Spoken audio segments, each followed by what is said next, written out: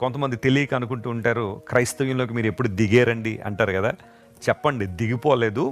ఒకప్పుడు దిగిపోయిన మమ్మల్ని యేసు ప్రభు లేవనెత్తారు, బండ మీద మా అడుగులు స్థిరపరిచారు.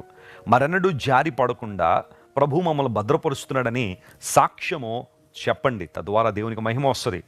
ఒకవేళ ఇంకా నువ్వు గోతిలోనే ఉన్నావా, జగటగల దొంగ ఊబిలో ఉన్నావా, ప్రభువుని అడుగు, నేను లేవనెత్తడానికి ఆయన సిద్ధ మనసు కలిగిన వాడు.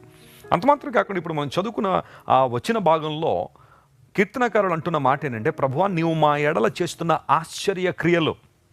దేవుడు ఆశ్చర్యకరుడు కాబట్టి ఆయన తన ప్రజల పట్ల చేసే క్రియలన్నీ కూడా ఆశ్చర్య క్రియలే. Wonderful deeds and amazing things. యెషయా 9:6 ఒక చక్కని ప్రవచనాన్ని కూడా మనం చూస్తాం.